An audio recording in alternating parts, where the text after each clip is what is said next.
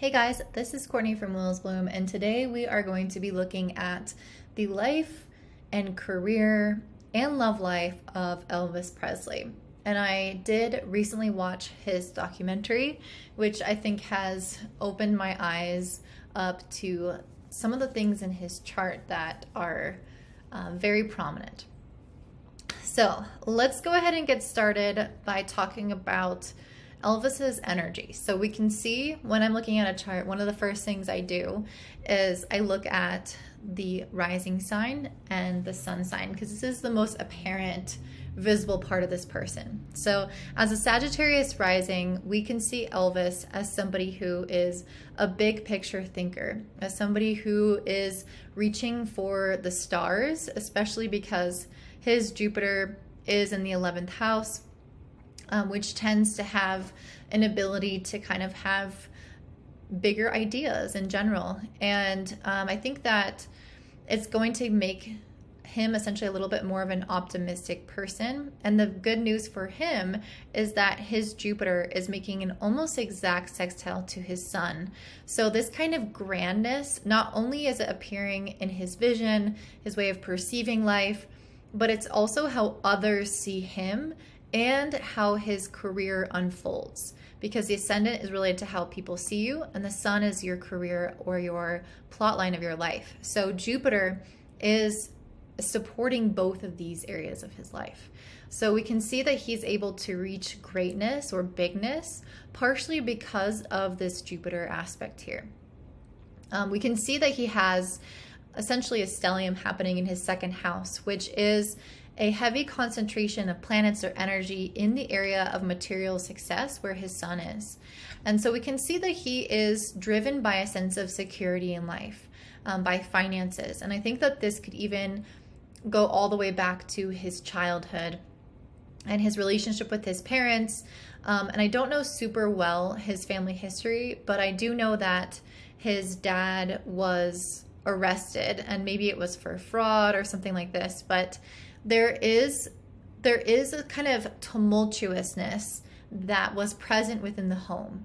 So, you know, his father having to be absent because he was arrested, the secrets surrounding his family, the darkness there, the controversy there. I think this is all very clearly represented by his sun and Mercury and Venus opposing Pluto in the South Node in the 8th house.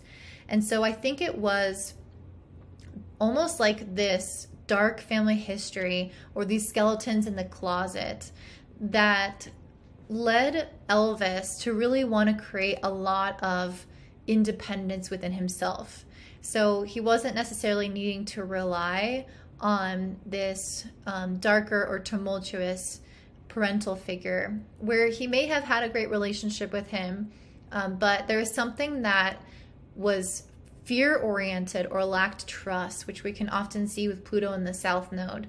There can be an orientation towards fear, especially being in the 8th house.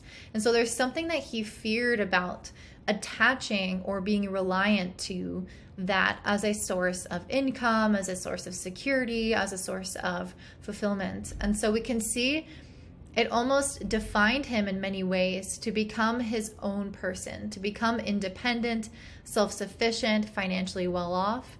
And we can see that by the stellium in the second house. We also can see that because he's so driven with these planets all being in Capricorn, and these 3 planets being in Capricorn. We can see this is a sign very much associated with hard work, planning, dedication, willing to put in the effort over time to see results. And so we can see that he's quite practically oriented in many ways towards achieving success. So we're already kind of setting up this environment of I cannot trust where I grew up. There is fear there, there are secrets there, and so I'm going to become very dependable and reliant on myself and successful in my own world. And then we can start to kind of picture his relationship with his mother. So in order to do that, we're going to look at the moon, which is usually representative of the mother. So the moon is in Pisces, and the 3rd house conjunct Saturn in Aquarius. So Whenever I see Moon Saturn, my first instinct here is that this person experienced a cold childhood. That's not always going to be the case at all, because there are a lot of different interpretations of this. But in general, there is something that is not as feeling natured as it should be. However, we can see his moon is in Pisces, which is a very happy moon, a very feeling-oriented moon, a very loving, creative, inspired, sensitive moon. So we can see his mother was very loving and very caring, but there's also this Saturn energy here as well. And so maybe there was also part of her that lived in a great deal of fear. And generally, when we see this, we see a parent that cares very deeply and maybe expresses that towards the child, but then also out of fear, which Saturn represents, may constrict or be strict on that child in some way. And we know that Elvis actually had a twin brother that died during birth, and I think that's why his mother was so protective over Elvis. And we can even see that because the moon is very highly related to like childhood and birthing and the mother, and that whole experience built up a lot of fear within her. And everyone talks about on the internet how Elvis and his mother were like two peas in a pod. They were very, very similar.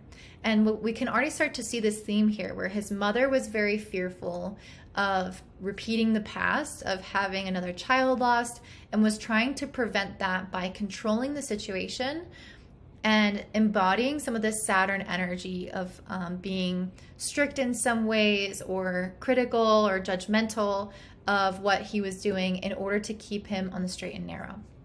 And then we can see Elvis being fearful of these secrets, of these lies, of his dark family history, of becoming that kind of person like maybe his father had when he went to jail.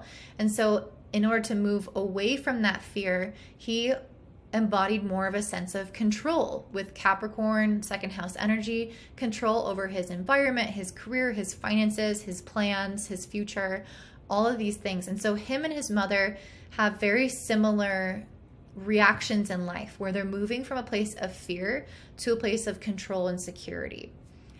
So that's something that we can see as like a basic psychological function here. But at the end of the day, he still has very big and optimistic energy because he's a Sagittarius rising. He has Jupiter making a sextile to his sun.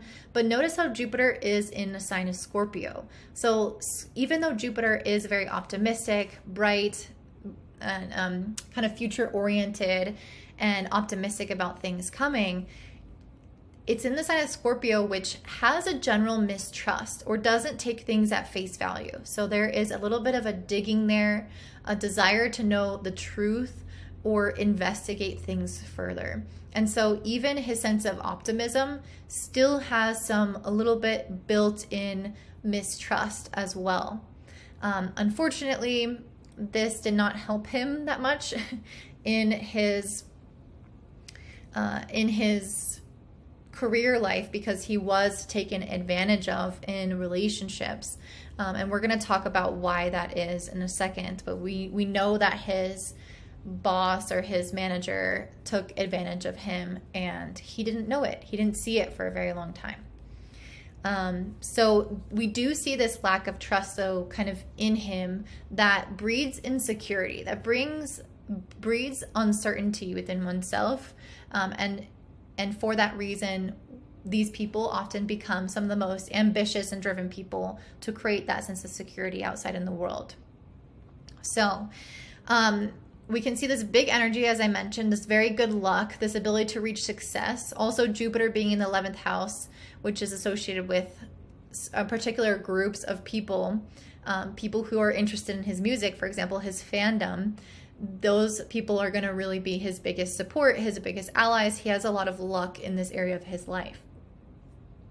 So let's talk though a little bit about his relationships, because he also has his sun making a square to a malefic Mars, a difficult planet in the 10th house, and making a trine to Neptune in the 9th.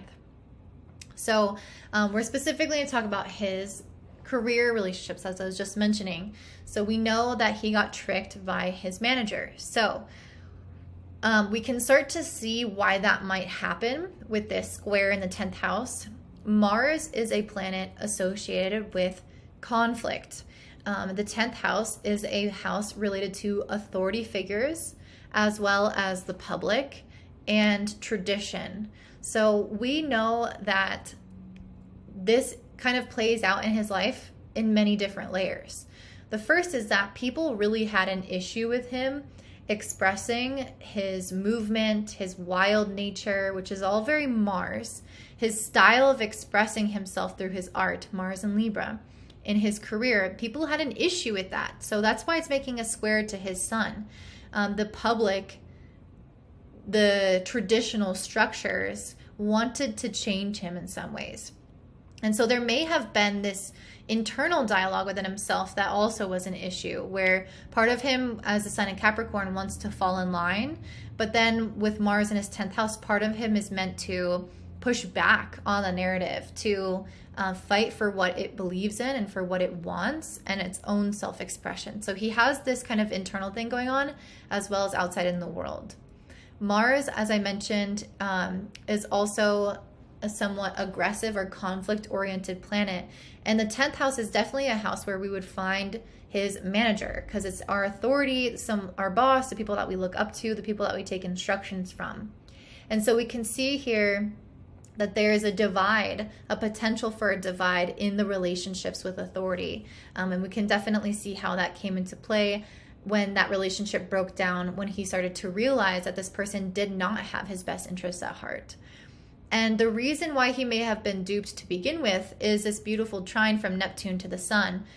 This trine is part of what makes him so creative, so artistic, such an amazing singer, being so inventive in the way that he approaches things, but also Uranus, which we'll talk about in a second. So this is his basically spirit, or his way of transmitting his feelings, his artistic expression, and pouring its beautiful energy into the sun. However, Neptune is also a planet of fantasy and idealism and imagination. And so we can start to be deceived by what is in front of us because we idealize and fantasize about it instead of seeing the reality for what it is. So you can see here he wants to believe things in the 9th house of philosophy. He wants to believe things that he's hearing. He wants to dive into the waters that are presented to him. But it turns out that it's not safe in those waters. And so he is a little bit more prone to being deceived with this aspect here. And especially a hard aspect with Neptune would indicate that as well. That might not be so much of an issue in somebody's chart, but the fact that he also has a malefic squaring his sun feeds into the story that he's not only deceived, but he's then hurt by that deception. And there is another repeating emphasis on this through his Venus and his Mercury, which are opposite Pluto. So this is going to be another indication of relationships in particular being a source of pain for him. And so in astrology, we're always looking for repeating patterns in the chart to explain something that we see. So for example, his 7th house, which is the house of relationships, has Gemini at the cusp of the house, which means that Mercury is the ruler of this house. So Mercury is considered his primary relationship planet, and Venus is always going to be everyone's relationship planet. So it's secondary for him. His specific relationship planet is Mercury, and then the universal one is Venus. And these are actually right next to each other in the chart. And they're both opposing Pluto. So let me first talk about Mercury before I get into Venus and Pluto and the square to Uranus and all of these things going on. So first of all, Mercury is being blinded by the sun. It is right next to the sun. And whenever a planet is this close, one is 17 degrees, one is 22 degrees, that's only 5 degrees away. If a planet is within 8 degrees of the sun, it is considered combust, aka blinded by the sun. So whenever you look up in the sky, you might be able to see Mercury as a star up there, as a planet up there, but you won't be able to, or Venus, but you won't be able to see Mercury. And because it got too close to the light of the sun, the sun's light shines so bright that you will not visibly see Mercury anymore. So this means the area of life, or the house that is ruled by Mercury, will be affected by this blindness. So what do we see? Mercury rules Virgo and Gemini. his relationship sector as well as his career sector, because Virgo is the ruler of his 10th house. So it's these two areas in which he is blinded, and situations arise out of nowhere that he didn't necessarily expect. And so we see this with his relationship with his business partner, and I'm sure that we also see this in many ways with Priscilla, his actual partner at the time. I think he may have just not been able to fully see that situation for what it was, and he may have had regrets as a result of decisions that he made while not being able to see things clearly. So he is blinded by what is in front of him. He is kind of focused on his career, on his image, which is all sun related. He is focused on bringing to light what he believes is the best version of art that is possible. And because of that, everything else kind of doesn't have as much attention on it. These relationships fall to the wayside or become less available to him in his conscious mind. And so as a result, he is more likely to be deceived. He is more likely to experience things that catch him off guard. So on top of that, his Mercury is next to Venus. So he is very much a lover. He is somebody who is probably thinking a lot about love, about music as well, because Venus is an expression of art. And Mercury is our planet of thinking and communication. So his mind seems to be on love and sex and work and money and art, which are all representative of Venus and Capricorn in the 2nd house. So these are his primary focuses, and all those things will kind of mold together into his relationship. So all those things will be kind of packed down and packed in together. But where it becomes a struggle is not Mercury and Venus. This is actually really beautiful and very characteristic of people who write beautiful lyrics or who speak in a really flowery and eloquent way, or who have ways of painting imagery that's just inspiring to people. So he has all this going on. But it's opposing the South Node and Pluto, which these are both forces that tend to bring out darker or more negative sides of a aspect or a planet or a house. The 8th house is also a challenging house as well. So we're seeing kind of the darkness here opposing the lightness here. So these things are very intricately woven into his experience. So he may have a lot of secrets, which Pluto is a planet of secrets, as I mentioned.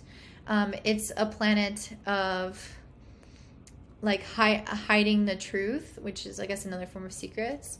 And there's a lot that is deeply buried there that is highly emotional as well. So it's where there is almost like years and years of suppressed emotion that is not necessarily available to us. There's also a lot of fear, because whenever there's unprocessed shadow, what happens as a result is fear. What also happens as a result is control. And so we see a lot of people with a lot of fear and control that comes as a result of unprocessed shadows, of unprocessed negative emotion.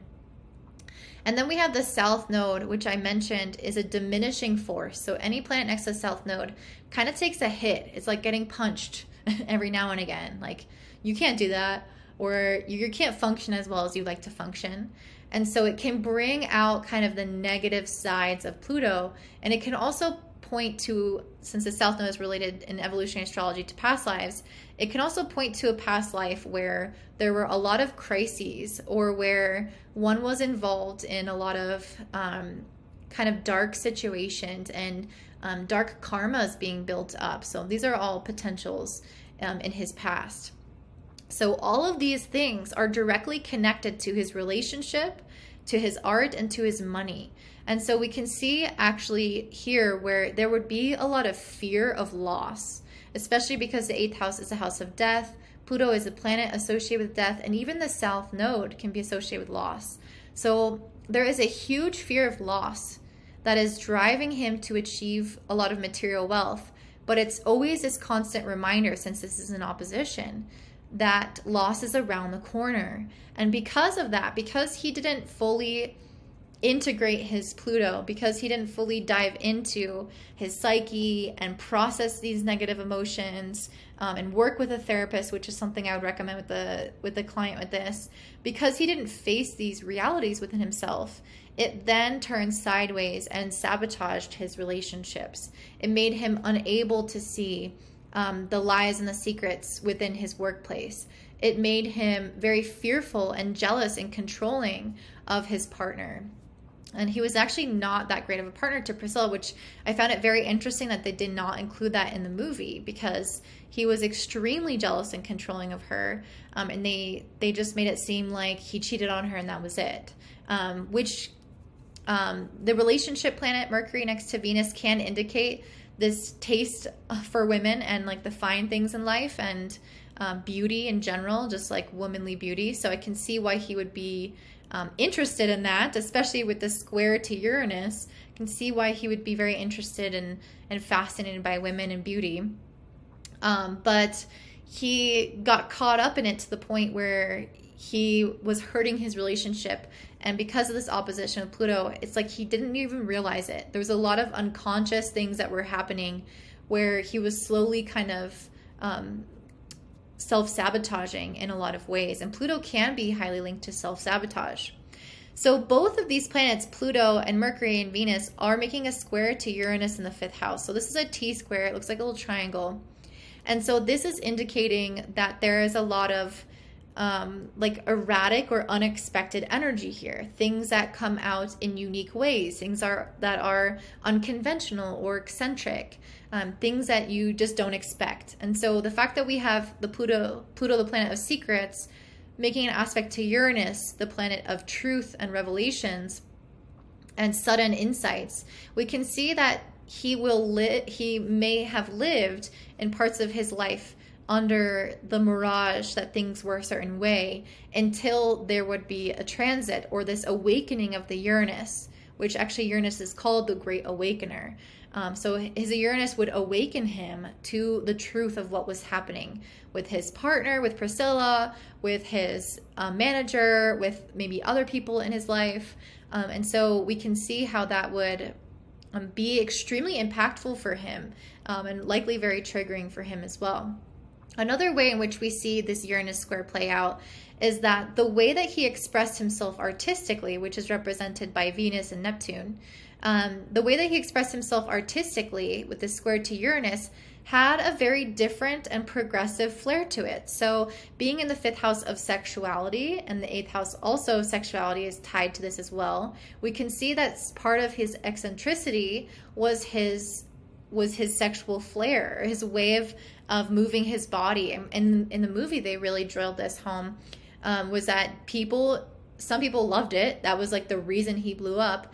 And some people hated it. And that's the reason he was super disliked. And we can see that polarity here with Pluto, because Pluto can bring in these extremes. So we can see extreme power and devotion and people really giving you a lot of control over them and their lives. And we can also see other people trying to control you or manipulate you or take your power away or destroy you and that type of thing. So we can see how this unconventional Uranus 5th house way of expressing his style, his clothes, his dance, his music triggered people for true devotion or true hatred in many ways. And we can see that also with Mars making a square to the sun.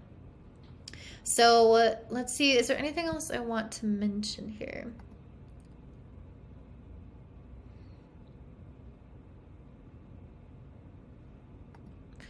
So I guess that's primarily what I wanted to discuss. As I mentioned, Mercury is also in charge of his career, which is part of the reason why this Venus expression, this square to Uranus opposition to Pluto, this T-square in general, is so key specifically to his career and not just his relationships. But it was also this level of infidelity where sometimes Venus and Uranus can cause infidelity because one is desiring a lot of stimulation. And with his relationship planet next to Venus, he really admires beauty and womanhood in general. So this combination can lead to wanting multiple partners. On top of that, he has Gemini, a sign of duality, a sign of wanting lots of different kinds of things in the house of relationships. So he has a lot of factors of indicating the potential to be maybe a little bit more promiscuous. And I think also just given his level of popularity and his power with Pluto, he was able to achieve that. So we can see how this kind of rebelliousness comes up in his career, in his relationships, and how it also awakens a truth about these areas of his life. So I hope that that was helpful for you guys. If you're interested in more readings like this, then definitely check out this entire series that I'm doing for this Astrothon for 22 days of videos, or maybe a little bit more depending on how it all unfolds. And I hope you guys have a great day. Don't forget to subscribe. And if you're interested actually in taking a quiz on what planet best represents you in the zodiac, then check out my website, wheelsmoon.com, and you will see a pop-up for a quiz there. All right, have a great day. Bye.